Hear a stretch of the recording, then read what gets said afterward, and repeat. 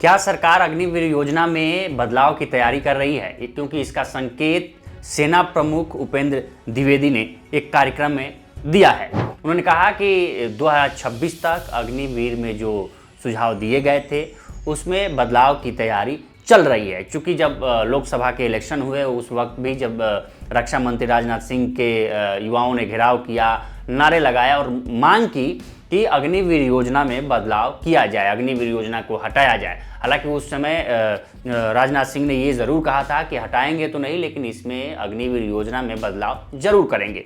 इसमें 3-4 बदलाव की बात हुई। इसके बाद से सेना प्रमुख ने और कई मुद्दों पर बात की, चीन पे बात की, पाकिस्तान पे बात की और आतंकवाद पर बात की। आखिर जम्मू कश्मीर में आतंकवाद की क्या स्थिति है, चाइना और पाकिस्तान की क्या स्थिति है, इन सारे मुद्दों पर उपेंद्र द्विवेदी ने जो सेना प्रमुख हैं वो बात की।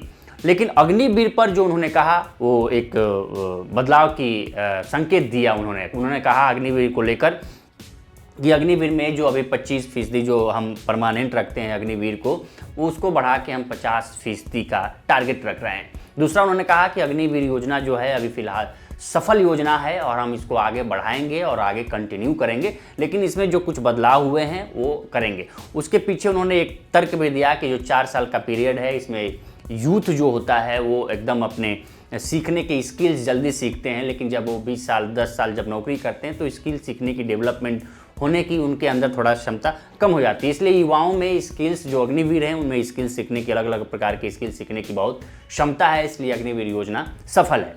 एज को लेके भी उन्होंने एक बात की कि जो अभी 31 साल एज है उसको बढ़ा के 23 साल किया जा सकता है और जो 4 साल का पीरियड है उसको भी बढ़ा के कुछ और किया जा सकता है और आगे बढ़ाया जा सकता है अग्निवीर योजना में।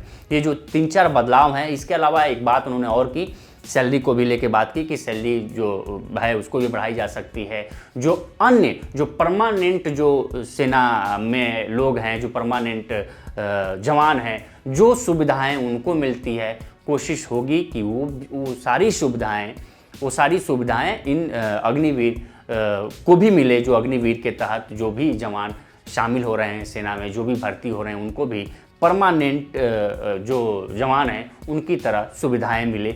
ये 2026 तक हम कोशिश करेंगे। हालांकि इतना जल्दी नहीं हो पाएगा, लेकिन 2026 तक जो अग्निवीर में बदलाव की योजना है उसको हम पूरा करेंगे। क्योंकि अग्निवीर योजना को लेकर कई सवाल उठे थे जब सरकार लेके आई थी उस वक्त भी, और अभी भी अग्निवीर योजना को लेकर सवाल उठता है। जब भी सेना में अगर अग्निवीर योजना का जवान शहीद होता है तो उसको लेकर तमाम प्रकार की आर्थिक स्थिति सरकार मदद नहीं कर रही है, सेना मदद नहीं कर रही, तमाम प्रकार के सवाल उठते हैं, जिसको लेकर लोकसभा में भी युवाओं में एक क्रेज देखा गया कि नहीं, अग्निवीर योजना को में बदलाव की ज़रूरत है, अग्निवीर योजना को हटाने की ज़रूरत है। लेकिन अब सेना प्रमुख ने एक संकेत दे दिया है कि अग्निवीर योजना में बदलाव के लिए काम किया जा रहा है और 2026 तक हो सकता है तो इसमें बदलाव की जो रूपरेखा होगी हम सामने लाएंगे और इसे और बेहतर बनाएंगे।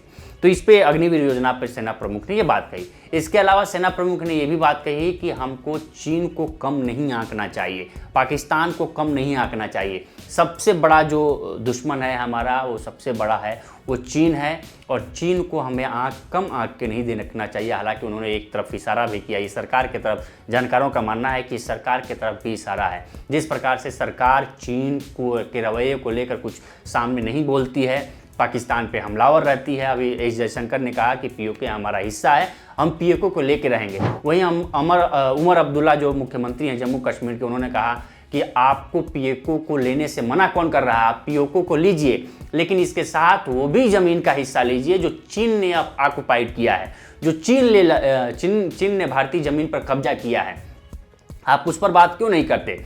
तो ये एक तरफ से सेना प्रमुख का इशारा भी था कि जो सरकार पाकिस्तान के पीओके पे बात करती है वो चीन पे भी बात करे कि चीन कैसे अतिक्रमण कर रहा है, चीन को हमें कम आंक कर नहीं देखना चाहिए। चीन पाकिस्तान को हथियार मुहैया करा रहा है, पाकिस्तान के पास अभी जितने भी हथियार हैं वो लगभग चीन उसको मुहैया करा रहा है। तो उनका कहना ये था कि भाई हमको चीन को कम आंक कर नहीं देखना चाहिए, सबसे बड़ा दुश्मन इस समय है तो वो चीन है।